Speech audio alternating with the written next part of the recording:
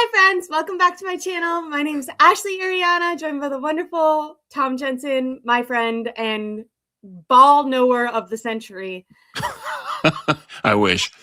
Checks in the mail, Ashley. It's always Thanks. good to have you on because people are like, I want to know Tom's opinion. Yeah, I appreciate that. Thanks. So, A lot to talk about, man. Raheem, that's a great hire. yes, that was also my initial instinct.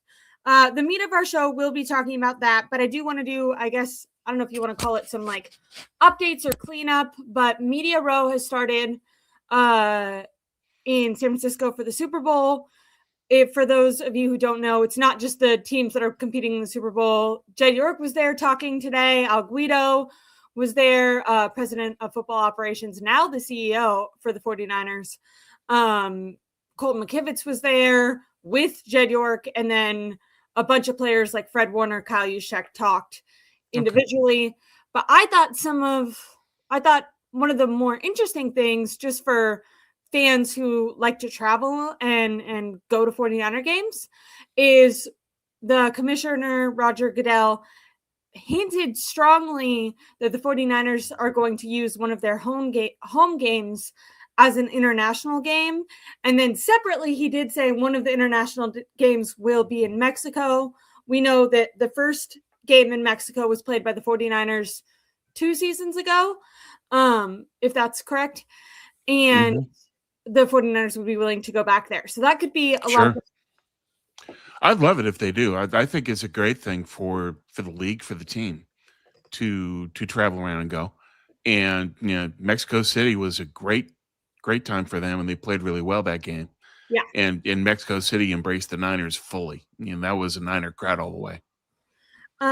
It was talked about the Rams also are going to play in an international game, and I do think he couldn't confirm that it was Mexico that the 49ers would be playing in, but it's quite a far trek for a West Coast team to go all the way to, Germany or Ireland or whatever, which is why they had in the first Mexico City game that they had Cardinals and the 49ers. So I think it's fair to make assumptions that might be in the 49ers future. Could be. And if Rams Niners, where the Niners give up the game at Levi's to play in Mexico City, okay.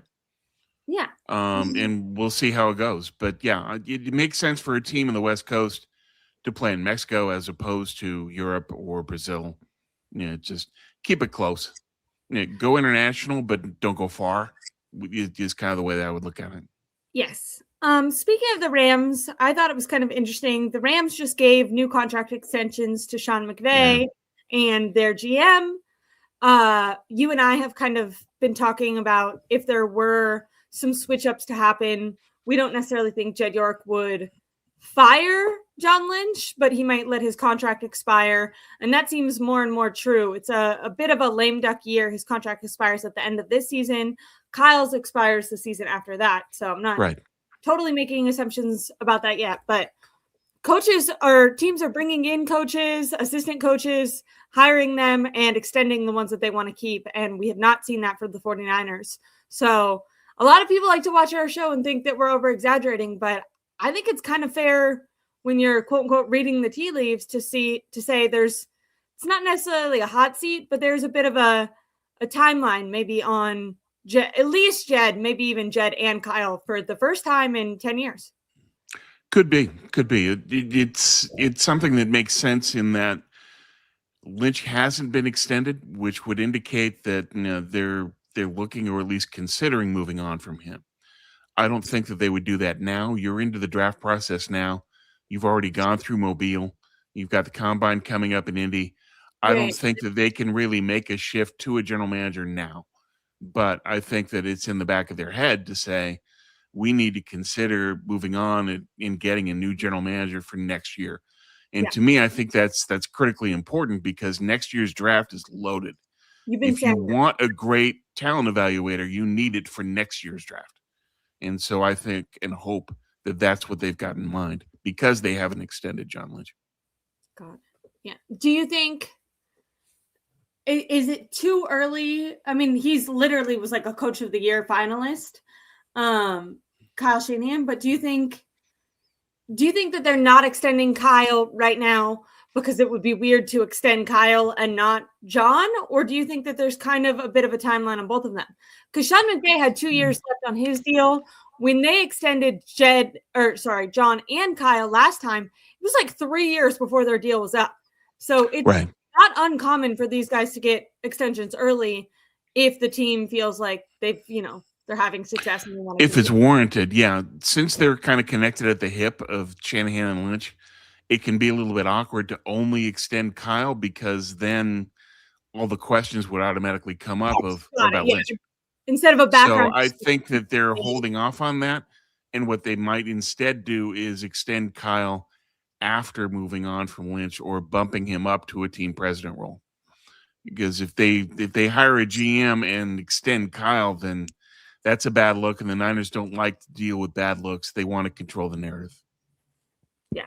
Yeah. I didn't think about that. Like maybe if you're a 49ers content creator or beat reporter, you're kind of have murmurings of like, hey, they're not extending this guy. Pressure might be on. But if they extended Kyle, it'd be a national story that, hey, he got an extension and his GM did not. So Right. you're right. That would blow it up. So it's probably more about that. I wanted to say hi to all our regulars in the chat. My dad was down in San Francisco at the VA hospital today, just getting a tooth thing. He's not dying. Knock on wood. Love you, Daddy. Yeah. But wanted to say hi. I saw a bunch of regulars in the chat. Aside from that, I don't know if you have opinions on these things. I know people are talking about it. Al Guido and Bullocks got promoted. All I know is I met them at the owners' meetings, and Al Guido was very nice to me. But I have no idea. I think does he deal with the money? If that's the case, I think he's the business side, not the football side. But very well thought of, just a class act, nice guy, somebody that you want as sort of your business side representative to the marketplace. Okay. Is that he has a immaculate reception, and it's earned that everyone that speaks of Al Guido speaks of him in high terms. That they just think the guy's really solid. He's not the one like putting a cap on what the 49ers can spend. I don't mean this. No, that's more Parag's role than Al Guido. Yeah. Okay. I just want to make sure, because I was like, I saw a lot of people celebrating it, and he was very nice to me. But I was like, if he's the one that's saying like last year when they couldn't go out and get, the center that I wanted them to send because they couldn't spend money even though they had the salary cap room. Yeah. I was like, whoever's doing that, I don't approve of. Yeah. Basically that comes from the Yorks themselves. That's not even a Parag call. That's more of the Yorks just saying that because we have all of these needs given our investments in soccer, we aren't in a position from a fluidity standpoint of just available cash on hand, of managing the cash flow. I think that's why they cut things back, because they had to. They had all these acquisitions in soccer, plus they had the investment that they made in improving Levi's to make it ready for the World Cup and the Super Bowl. So, it's just they were in a cash crunch last year and chose accordingly. This year, I would hope that, given that they've got enough cap room, it's time to spend. And that they saw a team that really didn't have a lot to work with this year and still went 12-5. So if you believe in this team, you would believe enough in spending more money in free agency. Yes. Okay. 2 other rumors that I heard flying around at Media Row. One was there could be a return of Deebo Samuel. No. And then Please, 2, no. Kittle could go to the Titans. I think that's the Titans crossing their fingers and not at all realistic. Well, all it's doing is saying, gee, George Kittle lives in Nashville in the offseason, therefore Titans. No. He's a career Niner. Deebo, I sure hope not. Because if Deebo returns, then you get all of the drama again of having a diva. And whenever Deebo doesn't get the ball, Kyle then overreacts and gets him the ball, and the offense goes nowhere. I mean, we need to take away the temptation for Kyle to dial up a bunch of plays to a done Deebo. I don't want any part of Deebo Samuel returning. I No. also feel like they've made all this progress. Like one of the main things you and I praised them for this season as compared to last season, where I remember even going into last season, all we were saying was like this emphasis on these old deteriorating players and this core and revenge for 2 Super Bowls ago. Like, no, you need a clean slate. You need to empower the rookies, the second year players. Like, they need to have more pivotal spots on your defense, on your offense. Like, you need to start shifting because eventually that core is not going to be able to play football at a high level anymore. And you need to have Yeah. people in the wings who feel like Right. they're part of the team, not on the outskirts. And And they've done that on defense or started to, but they haven't done it on offense yet yeah, and I need to. Whether they do that in this draft and in free agency, we'll see. I have doubts that Kyle is willing to make that kind of an investment to say, okay, we need to reimagine the offense. Therefore, we're going to rebuild and start to replace the aging core. Maybe they do that, at a position here or there. Now, if they wanted, say, like Kenyon Sadiq, the Oregon tight end in the draft, they could yeah. do something like that. Running back, they could do something like Emma Johnson from Nebraska in the draft, or Travis Etienne, the running back from Jacksonville. Yeah, Oh, is there are he gonna things that you can do. It's just how far are they going to go, and if they are rookies, is Kyle even going to play them extensively? We don't know. well, he has a great history of really getting the rookies in there on offense. So I feel like we can rely on that, Tom. He'll use high draft picks and then ship them off to another team. And Love then it. sit them. Yeah, great. Um, well, I don't want to get too negative because there Yeah, was yeah. great Let's still look at it as a positive. Of Raheem is a great hire. That when we were looking at Gus Bradley was probably going to be the DC, and then they hire Raheem Morris. That's yes. an upgrade. Will you maybe give a little background? I talked about this briefly, but like I said, everyone was calling for you in the chat yesterday. So will you give a little background on Raheem Morris? I talked about how him and Kyle had that connection going back to Tampa. He's obviously Yeah, just yeah. with the Falcons. He's been on 2 Super Bowl winning staffs. I think one with Tampa and then one with the Rams. But you give Yeah. your So he and Kyle were quality control offense defense in Tampa, and then they were assistant coaches in Washington, and they've been friends ever since. They've kind of grown up in the ranks together okay. of two people that are just, good friends and trust in each other in terms of how they approach football. That both Kyle and Raheem are fans of positionless football, where you've got players that can execute in multiple roles. Kyle Okay. likes to do that on offense, of having guys that can do 2 to 3 different things. Raheem is the same way on defense. He wants hybrid guys, and that enables him to then have a lot more flexibility in what he decides to play. In terms of his background, after moving on from Washington, he eventually became the defensive coordinator for the Rams, won a Super Bowl there. The defense wasn't great in terms of its overall ranking, but it played well when it had to get those wins.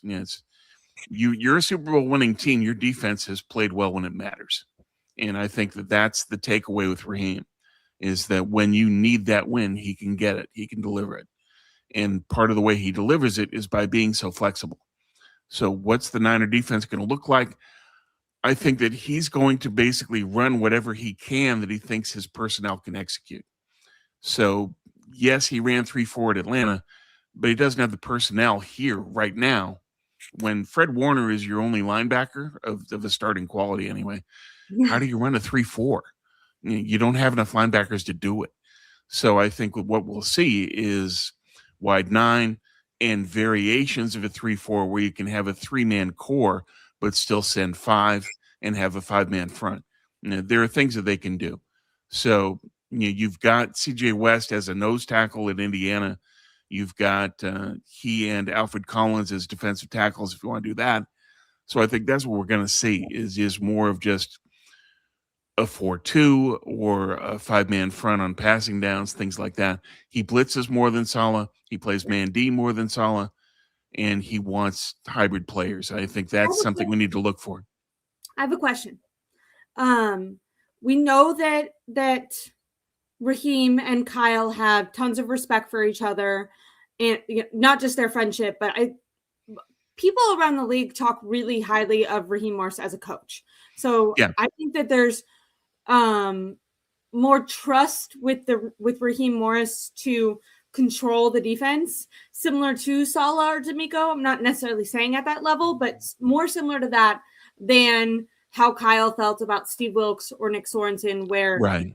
Kyle was, right over their shoulder, kind of saying, "This is what I want you to do," versus handing the reins over while still having probably input because he is the head coach. Sure. But where my question comes, kind of giving the background of, I do think there is respect there. We saw a situation where Steve Wilkes blitzed when he was he sent a blitz cover 0 with the 49ers when he was the defensive coordinator, and they gave up a big play and it went horribly.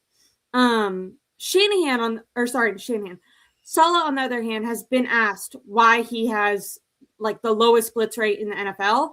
And he's talked about his whole strategy being to make sure to stop the big play. So obviously, if you blitz and it's successful, you're getting pressure on the quarterback. You could cause an interception, get a sack, negative yards, all those things. But if it goes wrong, you have less guys down there and you can end up giving up explosive plays. Salah prioritized that over getting pressure on the quarterback. Now, the majority of it has to do with personnel, but let's see that there can be negative aspects to that, where the 49ers got almost no pressure and almost no sacks last season under Robert Saleh. Mind you, personnel is a part of that. But Big part of that, yeah. A smaller part, but still a part, is the way that Saleh called very conservative defenses. Yeah, it's philosophical in addition to personnel. Raheem Morris is not conservative and will blitz. And my question to you, and this is like a guess, you're not in Kyle's head, but do you think Raheem Morris is going to be allowed to call more blitzes? And if they fail, will it be because when it failed for Steve Wilkes, that's when he had to come down to the sideline. That's when there started being reports that Fred Warner and Kyle were the ones coming up with the defensive game plan. Like, before the season was over, you knew that Steve Wilkes was going to be fired at the end of the season because of all the rumors. And it had started before that cover 0 blitz. But after that, there was a big kind of like outward, the players and coaches were not discreet about blaming Steve Wilkes. Steve Wilkes was an other to them. They didn't feel like they knew him. He was an outsider they brought in. Yeah. Will Raheem Morris be able to call blitzes? And because sometimes they're going to work, sometimes they're not. If they don't work, is he going to be a scapegoat, or do you think there's going to be a different energy around and support around Raheem Morris? I think there would be a lot more support for Raheem, given that Kyle has more trust. That the cover 0 play with Minnesota was at the end of a half. And so I think that exacerbated the whole thing. That why are you taking an all or nothing risk at the end of a half and giving up a touchdown? Yeah. That was Kyle's concern, and it's legit. But I think that this is a far different situation, that I think Raheem is a long-term play for the Niners as a defensive coordinator.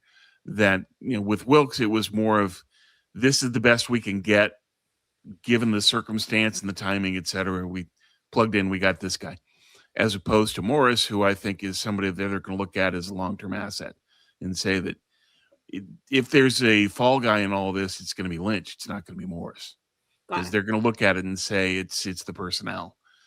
Salah could say that I had to do bend, don't break because the safeties were terrible, and it's hard to tell him that's not true. That was true. So that's part of it. And Kyle knows that, and Kyle knows that there's still personnel issues in the defense. It's just that I think that he needs somebody that he can truly trust, and I think it's a great thing that you move from Salah, someone that he trusts implicitly, to Morris, who has the exact same trust relationship with Kyle. I think that helps the team. It helps the execution. and it avoids the fall guy, setting up the fall guy of, gee, if we fail, it's his fault. We're going to get another defensive coordinator. I don't think that's the case. I think that they're going to want to look at him as somebody that hopefully can stick around. I didn't know it. Morris is a defensive back specialist. Bet we get new safeties soon. Yeah, I would agree that safety is going to be a priority. He had Jesse Bates in Atlanta, who's one of the best safeties in the league. And so they're going to look, I would hope, they're going to have to look at safety in the draft because free agency at safety is poor this year. There's not much to choose from. So you also have to consider that this draft is pretty solid at safety. I mean, you're not going to be able to get Caleb Downs from Ohio State. He's top 7. But you could get the safety from Toledo who fits who Morris would like. The 6'2", 200 safety that's got some size that can play run D and also has some ball skills. That's somebody they could look at. And he's somebody they could look at 27 if they stay there. I would definitely like them to bring in some new safeties. I want to get into an exercise. This is kind of inspired by your article where you talked about how this amalgamation of the wide 9, but also 3-4 mixed could affect the players that they currently have on the roster. I would encourage anyone who doesn't, and maybe a lot of people in this chat have played football, so they knew about this, but I actually had a friend write out the O's and show me exactly, okay, this is what a wide 9 formation looks like. This is what a 3-4 looks like. These are where the linebackers are. This is why, which I would love. I don't know if Raheem Morris is going to do a introductory press conference. Some teams do that, and I think the 49ers had done it before, but they did not do it last season when they brought Robert Saleh back. They waited until the offseason programming started to interview him. But it'd be interesting to me for a media person to ask Raheem why in his more sorry, that was not a word. He's done the wide 9 in the past. He's also done 3-4, and more recently he's stuck with the 3-4. And I'd like someone to ask him why he's, does he feel like that's more effective maybe against the run or mobile quarterbacks, or has it been his personnel? It's does he see an advantage? I think what you're asking is there an advantage in taking a 3-4? Would you prefer a 3-4 if you could? His history would indicate that basically he's going to reflect his personnel. That if he thinks they can do something well, that's what he's going to lean into. So it's leverage what your team can execute. It stems from the personnel. It's not, I have a preference for X. It's my team can do Y. It is kind of the way that Raheem approaches it. Yeah. Mr. Corey makes a good point in the chat. He says, Kevin Byard's a free agent, but he's 33. Yeah. So the free agent choices, they've got great players at safety, but they're old. You've got guys that are 30, 32, 33. Is that something that they want to do? Maybe, but I would think that the Niners would be more interested in getting a longer term piece as somebody that's a young safety that can step in and be the quarterback of the defense in the back 7 and sort of anchor that piece of the defense in all 3 levels. So if you have the great safety, then that locks you down up the spine of the defense. That's defensive tackle, middle linebacker, safety, where it's just straight up the field. If you have a great spine, you have a great defense. And where the Niners are missing the piece right now is at safety. So I think that Morris could look that way. Yes. Eric says Niners need to get younger, stronger, and faster personnel. I agree on both sides of the ball. Julie, I had the same suspicion too, that even if there was a possibility to ask Raheem this question, I don't think he would come out and shit on the wide 9, knowing that he's going to a system where they, prefer the wide 9, or at least that's what Chris Kuzaric and Nick Bosa have done since Nick Bosa was drafted. Right. And I think Kyle originally favored the wide 9 because it was what Kyle, as an offensive coordinator, struggled most going against. The reason I think this is a welcome shift if there is some elements of the 3-4, is just the online. Like when Kyle first started coaching 10 years ago, he was young, innovative, and his offenses were throwing defenses around the league off guard with like the fact that he has multiple players who can play multiple positions, etc. But now there's so many McVay / Kyle Shanahan disciples around the league. Most defenses understand that system now. So I think it could be interesting to just have a new, a guy who runs something different, just more to switch it up, like a new mind, a new perspective on what could be best. So yeah, you want something that's more on the leading edge of what the league is doing defensively. And so that would mean simulated pressure. That would mean a number of different fronts, or 4-man, 5-man, what have you. And Morris is a great pick for that because he's a shapeshifter. He will always go to whatever his personnel can do. And that's what you want on a team like this, where it's right now you have a roster that's only wide 9 personnel because you don't have enough linebackers. But over time, they can add the linebackers, and then the foundation could become 3-4. It's more of the personnel dictating what they can do rather than the defensive coach saying, no, I want to run X.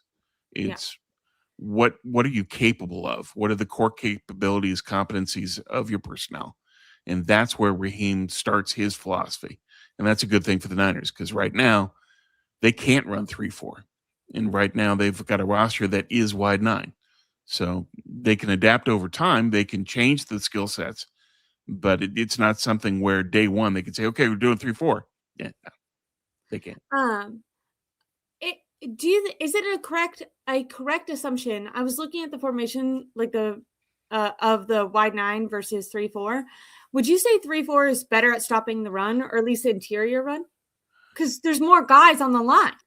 Well, it depends on your personnel, but in theory, it works provided you've got a great nose tackle that can occupy a lot of linemen and allow the rest of the defense to converge. But the scheme doesn't really matter as much as the personnel. That if you win your matchups, you win, and it doesn't really matter if that's 3-4, 4-3. The guy playing X wins his matchup. That helps you stop. Yeah, and Michael played the 3-4 at Georgia, and so that fits his skill set a lot better for him to play 3-4 end. That's what Michael did at Georgia and did well. Pete, you are bringing us to my final two topics, and like I said, I got this a little bit from a friend of mine and a little bit from Tom's article. So make sure Ninercast on Twitter. Make sure to check out his articles. He put out one. It was yesterday, right after the hire. Okay, Kyle, if Raheem Morris does slowly transition a little bit more to a 3-4 defense, I'm going to spoil the next one. I'm doing 3 players that will benefit and 3 players that might struggle, looking at the personnel that we have now. Since you've made it clear, personnel is the number one factor. Sure. I have guys, and I was excited because a friend of mine asked me this question, and I guessed all 3 correctly, and I was excited. But and then if I would have I read your article after that, but if I read your article after that, I wouldn't have even been surprised that I asked correctly because you kind of already highlighted this. I'm going to start with 1. Okay. I think Upton Stout, I think will benefit from Raheem Morris because I imagine that he'll be called to blitz more. And I think that he could make a big impact doing that. We've seen a lot of aggression from him, speed from him.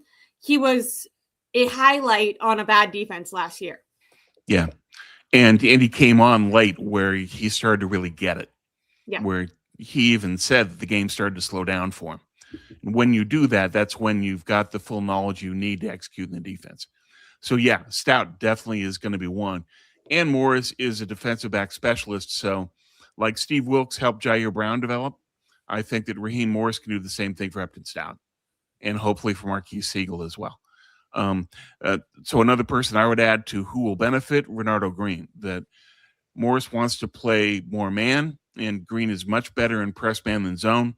And I think that can help him solidify his role because there have been rumors that they might move on from him. Now that they've hired Morris, I don't think that's necessarily going to be the case any longer because his strength is man. And that's what Morris is going to want from his DBs. Good day for Bernardo Green yesterday then. Yeah. That's interesting. The other guy that I had, spoiler because it was the comment that was just up there, was Michael Williams. They drafted him out of high school, out of college. He played in a 3-4. We saw that he had good run stopping ability. He would be inside one, right? Is that how that would work? Yeah, well, if you run a 3-4 or if you run a 5-man front, then yeah, he would be inside and he would be matched up where he's had his most success when he was at Georgia. It is an inside pass rush as opposed to an edge. Though he can set the edge against the run really well. That's one of the things he does exceptionally well. But yeah, in the 3-4, you want your ends to be guys that can rush the passer, but also do a great job of setting the edge to stop the run. And Michael does both of those well. The 49ers have this habit sometimes of drafting players from college and then making them play an entire different position. I'm thinking of Spencer Burford. They did that with. And Michael, they were trying to, put him on the outside. So I think this could be interesting to see how Raheem Morris utilizes Michael. And we had a comment from Mr. Corey earlier in the chat that said, they let Saleh draft 5 different defensive players in a row in the draft, knowing he was only going to be here for 1 year. As you can see, it seems like Raheem Morris might be able to take advantage of some of those players. So I don't think it's all bad. Yeah. And that's something that's going to help him is there are guys who are best suited for a 3-4. And so that's certainly the case for Michael Williams. It's also true for CJ West. He played nose tackle at Indiana. So he goes back to a system that he's comfortable with once they get to a 3-4.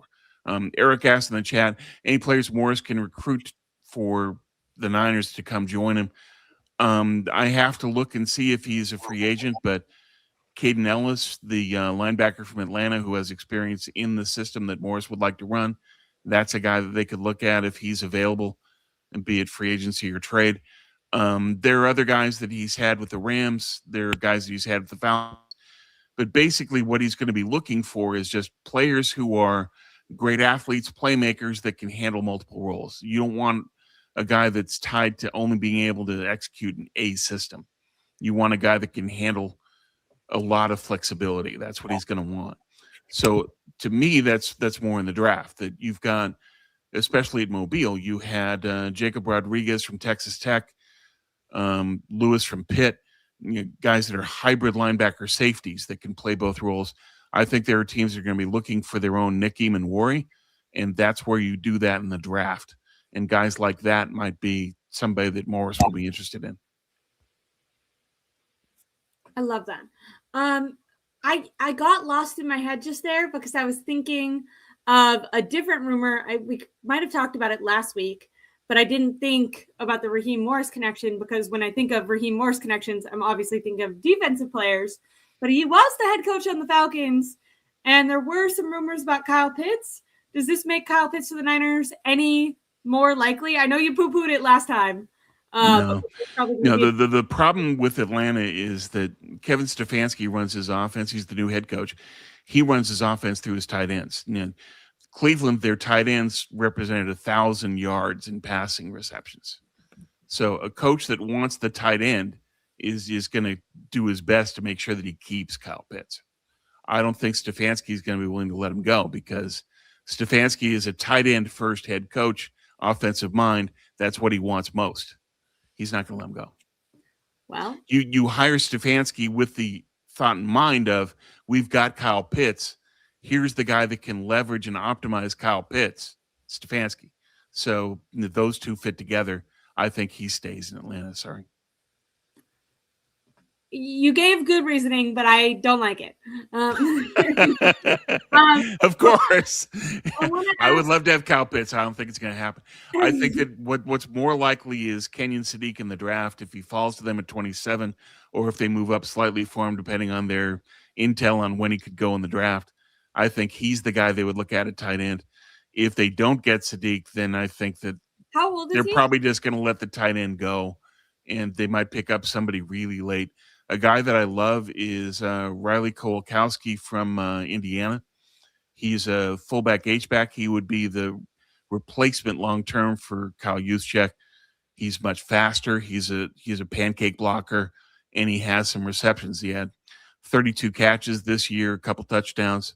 He's a guy that could really help them, and it would be a late draft pick that could fit the system well. Okay. Really quick, Sadiq, is that the? Yeah, Kenyon Sadiq, Sadiq. He's from Where Oregon. is he from? He's from Oregon. They love Oregon players. Yeah, they always got the Oregon guys. The concern with Sadiq is he's shorter. He's 6'3", 245, but he's twitched up. He's an incredible athlete, great in yak, great in the red zone, and a very good blocker. That he's somebody like Kittle where he can be an inline blocker and a move tight end. He's a rare two-way tight end out of college. The concern with him is drops, that he has had some drop problems. And so you have to bet against that tendency and say we can coach that up. But that's the issue with him. That's the concern, is he's a little bit undersized for a tight end, but he's such a great athlete and such a powerful athlete that he makes up for that in other ways. Sounds promising. The drops scare me because I'm like, is he going to be, shelved by Kyle Shanahan? And you don't want to waste a draft pick like that. But I don't think he would be. I mean, if you traded up in the first for Kenyon Sadiq and then he sat him, what are you doing? You can't do that. But I get what you mean. Okay, we're switching it back to we got on offense a little bit. I brought us there with Kyle Pitts, but we said more than three. We mentioned more than three players that would benefit from a amalgamation of fourth wide 9 versus 3-4, and maybe leaning a little trending towards that 3-4 as they go on.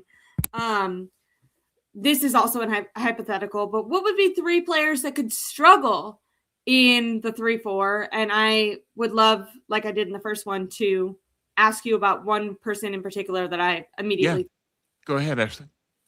Nick Bosa.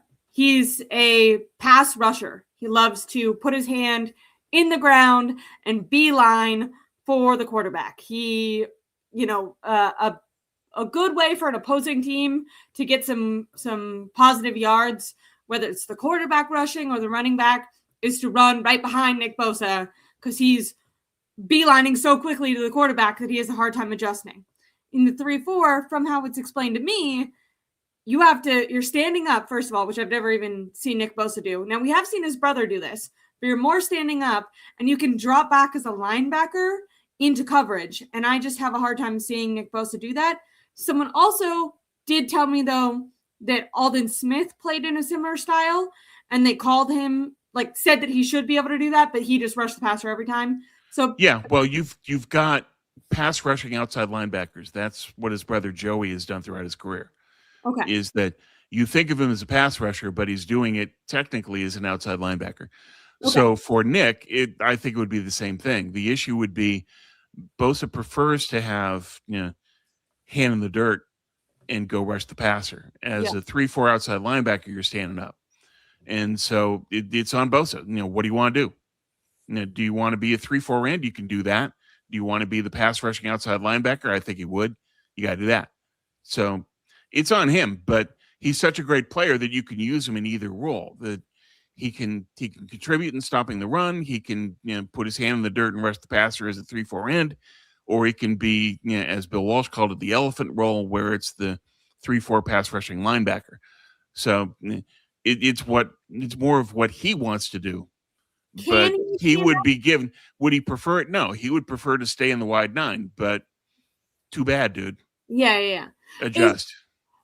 What I don't care about what he would prefer, but I do care about his production.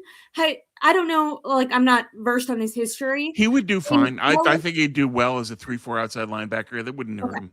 You think he'd be fine? A great player is a great player. He's going to find a way to execute. Got it. Okay. Well, and that's the case. I'd like to. I'm not saying they need to go for it fully, but I'd like to see it. Like I said, I'm welcome to change. Second guy, and then I'll ask you to name some that I think would not welcome the shame. You know what we said? I said you mentioned Bernardo Green. I said he had a good day when he found out about Raheem Morris. A guy that I think did not feel that way is Bryce Huff. Bryce Huff was with the Eagles right before the Niners. He had previously been a guy who put his hand in the dirt. Then the Eagles run more of a 3-4, had him standing up, rushing from what's called a 2-point stance. These are things that I'm learning. Tom knows them like they're back of his hand, but to me it was like a foreign language. But Bryce Huff with the Eagles was rushing from a 2-point stance. His production plummeted. He was no longer that good of a player. And one of the reasons the Niners went and got him is they said, hey, we won't play him in that position, and he's going to have more success on the Niners because of that. Because that well, his style of play fits being a designated pass rusher as part of a 4 or 5 man front. He's not a 3-4 player. As the chat, Momotaro says both played 3-4 at Ohio State. He did. Whether Nick still prefers to be in a 3-4 in the league is the question. I think that he would prefer to stay in this role, wide 9 on the edge, hand in the dirt, because that's what he does and does well. But Bosa is such a great player, he'll adapt. He'll do whatever he needs to do. But yeah, I would think the Bryce Huff is one that's going to be a casualty. And other players that are going to be worried about the Raheem Morris hire, safeties, because he's going to want safeties that can play. Yeah. Jair Brown in trouble. Jair is definitely in trouble. Pinnock, same thing. They're going to need to add safeties that do what Morris wants, and that's not the safeties that are on this team. For Siegel, maybe, we'll see. I think that Siegel is a backup because of his size. That a safety that doesn't have the length to defend a tight end in the passing game is a problem. Part of the thing with Saleh making the picks is that he drafted guys for run defense more than pass. He took run defending defensive linemen. He took run defending back 7 guys.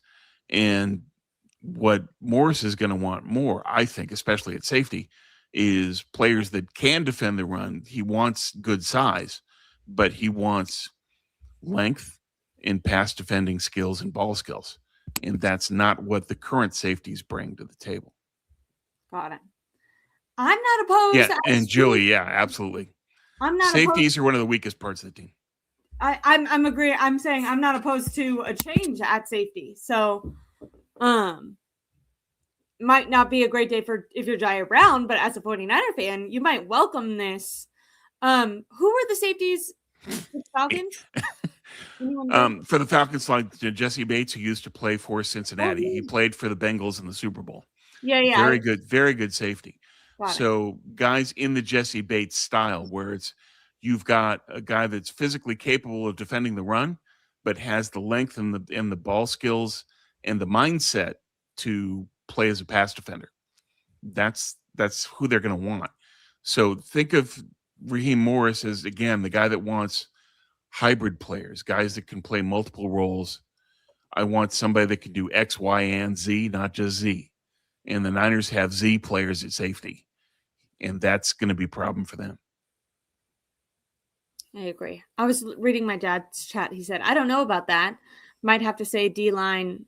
Oh, okay. He's saying he feels like the D-line might be a close in contention for the biggest weakness on the defense. Some of them. Yeah. But for CJ West, it's a good thing. For Michael Williams, it's a good thing. Yeah. For Alfred Collins, we'll see. Can he become a 3-4 nose tackle? I think he's got the skill set to do it. It's just that you can't really use him as a pass rusher. But that was always the concern with Collins anyway, was he's a 2-down player. He's not a guy that you want on the field on third and a passing situation. So he's affected. Sam Aquano, I think they would want to keep. Yeturgos Matos, that's more about what's his injury history like. Can you really trust the guy? But they're the next level defenders. Those guys are going to be in trouble. And a lot of those are free agents. I think they'll let them go. Okay. Well, if you said Collins might, but CJ West, I think he's going to benefit. Yeah. Michael, I think will benefit. Like I said, I think Upton, Nick Bosa, you did a good job. Like, he's an athlete. He's going to adapt to whatever he's asked to do. Yeah. And they're not going to, like, this isn't going to be, I don't think, an overnight switch where all of a sudden Raheem Morris is strictly playing 3-4 defense. Like you said, he is someone who's going to probably do a little bit of everything to make guys who have been, guys like Nick Bosa the most comfortable, while also playing a scheme that he feels comfortable with. Someone's talking about Yetur Gross-Matos. I don't think he should be relevant at all on the team. It's insane. Yeah, he's got the skill set, but if he's not available, what's the point? Yeah. He played like 3 games last year. The year before that. He's the Ben Barch of the defense. He takes the field, he gets hurt. So, yeah. So we'll see. Yeah, and Bosa turns out, okay, yeah, he didn't play 3-4. I wasn't sure. My mind is not as steel trap as I would like. But I still think that in Bosa's case, he would prefer wide 9, but when you're that good of a player, when you're that great of an athlete, when you're that technically sound, it doesn't really matter where you're lined up. You're just going to go out there and play and be great. And Bosa will do that. Some people think that because they'll eventually migrate to a 3-4, you can move Bosa. I think that we saw this year why they can't trade Bosa, because once he left, pass rush disappeared entirely. You can't let Bosa go. And I don't think they will. I think that they are wedded to Nick Bosa. Yeah. And while financially that's a big commitment, I still think that they're not going to trade him or let him go in any way. I completely agree. And I think, like, when you talk about missing Nick Bosa, not only are you missing his sack production and his pressure that he's putting on the quarterback, but because offenses have to spend so much time focusing on the fact that Nick Bosa is a threat, it allows other guys to get open. And that's where you get those secondary sacks, or you pressure them into someone else. So, like, you're missing, when Nick Bosa is not on the field, you're not only missing Nick Bosa, but the rest of everyone else doesn't look as good because they're not highlighted by the extra effort that Nick Bosa, demands from the opposing team. Bosa projects a multiplier effect where it's an offense has to really deal with so many resources to deal with Bosa that they can't devote those resources elsewhere. Yeah. And then that's the big benefit. When you've got a player that's that good, that draws that much attention, it makes his teammates on the defensive line that much better. And we saw that play out this year. Without Bosa, last the league in sacks. Tom, I want to end because our next show, I guess, will be the day after the Super Bowl, maybe. I want to ask you, do you have any insight on how you feel like the Super Bowl is going to go? Who do you think is going to win if you had to guess? I think Seattle wins because it's a lot tougher for a younger quarterback to face a Mike McDonald defense the first time. Josh McDaniels, the offensive coordinator for New England, he's never played against McDonald. And I think that that's something where it's when you face somebody that's that good at simulated pressure and dialing stuff up specifically for a game. Niner fans, we saw it. Baltimore and Christmas a couple of years ago when there were all these unblocked pass rushers and the DB was just bearing down on Brock and he didn't have anywhere to go and he threw 4 picks. I'm not predicting that that's what Drake May's going to do, but that's the kind of impact that it has where it's just you can't prepare for what this defense is going to do to you. And I think for a young quarterback, that's going to be hard to adjust to, especially when his offensive coordinator hasn't played against McDonald.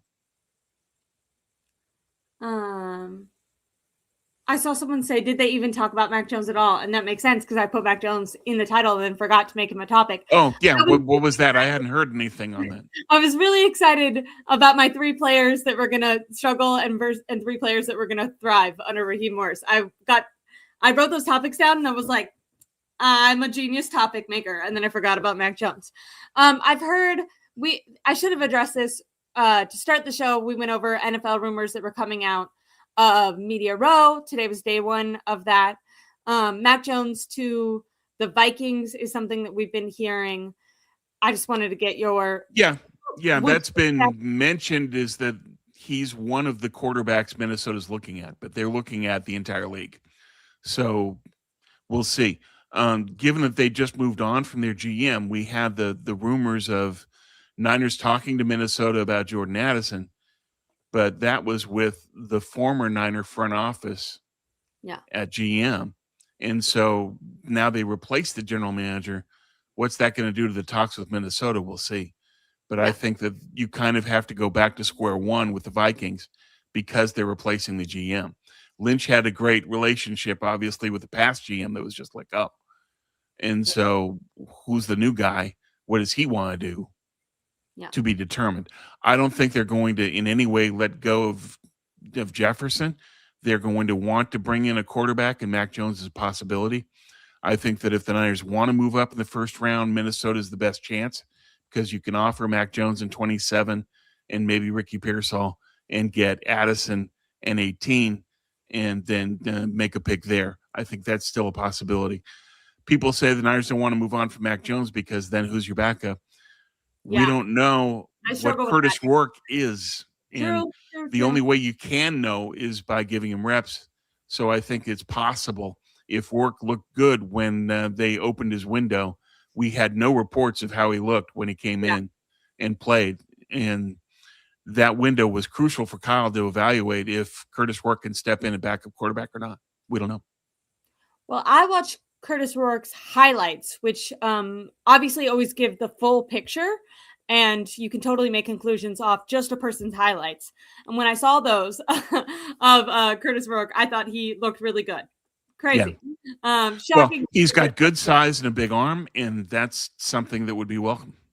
Yes. He looked like a guy that would, be able to execute Kyle Shanahan's system. He also has some mobility before the ACL, not sure after, but he did play a full season with a torn ACL and was still able to execute his offense really well. So with mobility, he looked good. And then we also were able to see him without mobility, and it didn't all fall apart. Some people are so reliant on their mobility that once they're forced to be in the pocket, it doesn't work out as well. And we've seen from him. They can struggle. Yeah. And so on backup quarterback, we'll get a better understanding when we start to hear rumors of what the Niners are going to be doing. Yeah. Are they going to be looking to move Mac Jones? Are they interested in Curtis Rourke stepping in as the backup? If not, could they be then talking to Zach Wilson, who's practically openly campaigning for the Niners to sign him? So we'll see. But it'll be foreshadowed, is my point, that we'll start to see what the Niners want to do. And if they do move on from Mac Jones based on what rumors happen going forward. Minnesota is the team that makes the most sense, but we'll see. Yeah, just because they could bundle up assets and end up getting more in return.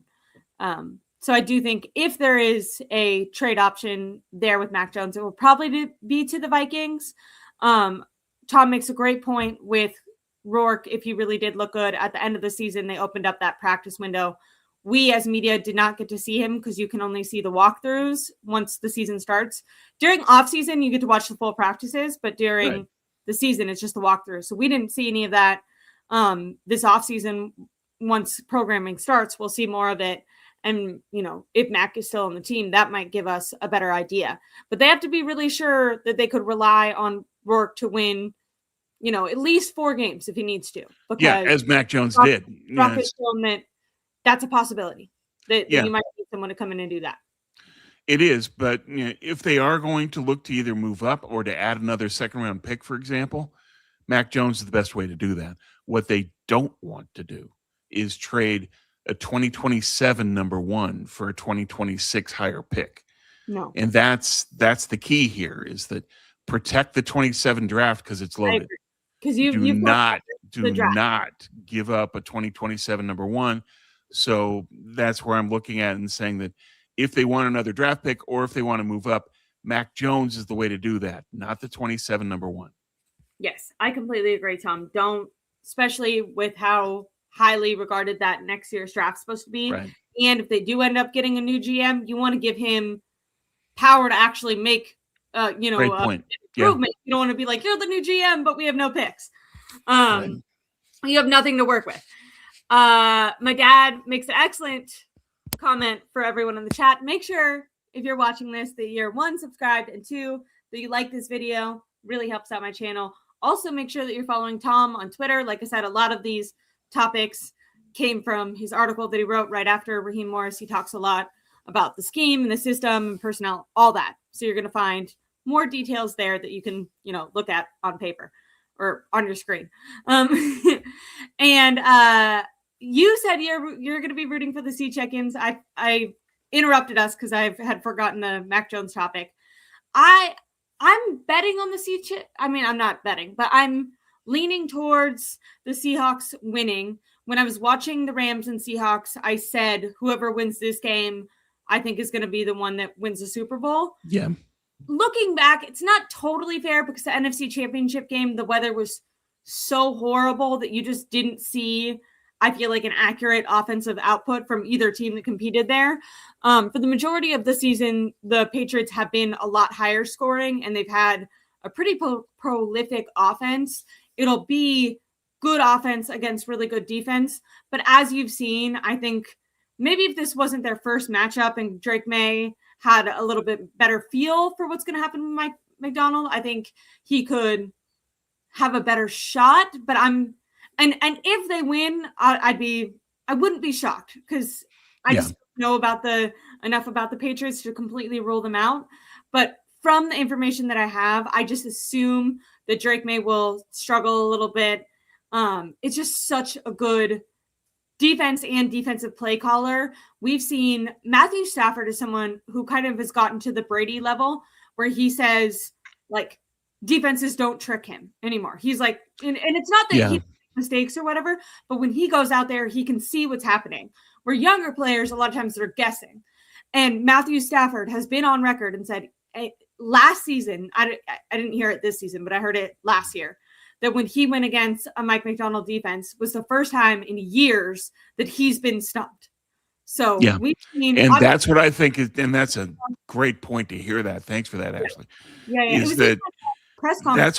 That's what Drake May faces is something that even Matthew Stafford says, this threw me. Yeah. And I think that's the key to the game Stafford, is that think about how long he's and consider this is Matthew Stafford talking. Yeah. Saying that he was thrown by it. What's Drake May, given the young quarterback and his offensive coordinator hasn't faced this defense before? I think that's the key, is that Mike Macdonald against Josh McDaniels advantage Seattle, and that can create turnovers that allow Seattle to win the game. Yeah. If Sam Darnold, shits the bed, then that could be a way. But I just, what I assume is the Seahawks on offense are going to do enough, and the Seahawks on defense are going to be able to stifle the Patriots, and they're going to win that way. I don't, that's just what I'm guessing. But anyways, I love you guys so much. It was good news to be able to talk about the Raheem Morris hire versus Gus Bradley, who is now, by the way, earlier, about an hour or two before our show, it was announced Gus Bradley is going to be the defensive coordinator of the Titans. He's not going to call plays, though. Apparently. Yeah, he's more of just defensive sounding board for Saleh is kind of the reality of what he'll be doing. But he gets the title, he gets the money, so good for him. Yeah. But yeah, so that's our update with Morris and what we've heard so far after day one of Media Row. Tom and I are going to meet back up with you to react to the Super Bowl. And I had an excellent show with you, Tom. This was fun, Ashley, always. Thank you. I love you so much. And if anyone watching is in the Bay Area, I do a lot of like the social media and also the website for the mostly British Film Festival for San Francisco. It starts on Thursday. It's a 12-day event. There's 26 movies, interviews with actors and directors of each movie happened before. And the 3 movies that I would recommend the most, just because they were my favorites, were My Father's Shadow. It's happening on Saturday, and there'll be other films as well. So if you get a ticket to one day, you're going to see more than one film. But My Father's Shadow, I thought was just absolutely excellent. Brides is happening on Monday. That was a great story that was kind of heartbreaking. Both of the 2 movies that I mentioned are pretty political. My Father's Shadow takes place during the turnover and election stealing of 19 93, I think, in Nigeria. Brides takes place during the Middle East conflict. But even though that's like kind of the background, the politics is not what either of these movies are about. My Father's Shadow is told through the eyes of two young boys who look up to their father, but they almost see him not as they don't, when you're looking at him, it doesn't come across as like this is a familiar man. It's more like this is a hero, or this is a giant, but someone who is mysterious and maybe cold, and they want his approval, but they don't necessarily have it. And they're exposed to more and more as the movie, and therefore you as the audience, since it's told through them, are exposed to more and more of what's happening, and you almost get that evolution of like childhood naivety to like, oh shit, this is the real world. And that happens throughout the movie. And there's also this theme of it's two brothers, and they have a strong love and bond for each other, and they're kind of like, okay, it's you and I and dad, kind of, but we don't really know him, and we're taking it on. And I the element of like family and resilience and all that is beautiful in that movie. The Brides movie is, in my opinion, a story of girlhood and friendship and teenagehood. And, it can kind of be a warning sign if you want to look more at the political element. But I really saw it as a story of fear and adolescence and all and true friendship. So it works on a number of different levels. Yes. So those two movies I really enjoyed. And then Wuthering Heights is an adaptation of Wuthering Heights, the book. And the cool thing about that being in the film festival is it doesn't air in theaters until Valentine's Day, because randomly, this is a side note, it's being promoted not by our film festival, but by the director as a love story. Even though if you've watched Wuthering Heights, it is not a love story. It is a story of a very toxic relationship of two kind of evil people. But I still really want to see it. There's a ton of hype around the movie. I think it's going to do huge numbers at box offices. Oh, sure. Yeah, given the leads, it'll do well. Yes, and obviously the stars are Margot Robbie and Jacob Elordi. We love to look at both of them on the big screen. And he's somebody they're looking at to play Bond. So if you want to see the future James Bond, could be that guy. Yeah. And it's going to be playing on the 11th at the Mostly British Film Festival. They have an interview with Jacob Elordi. He's not there, but it's videotaped and it'll be broadcasted.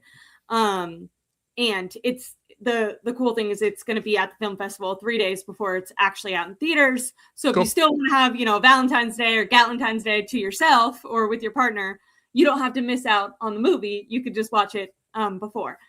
All the proceeds, it's a nonprofit, so all the proceeds go to helping theaters around the Bay Area. A lot of you guys know billionaires like to come and buy up land and buildings to build really tall luxury apartments that cost way too much, that most locals to the Bay Area can't afford to live in.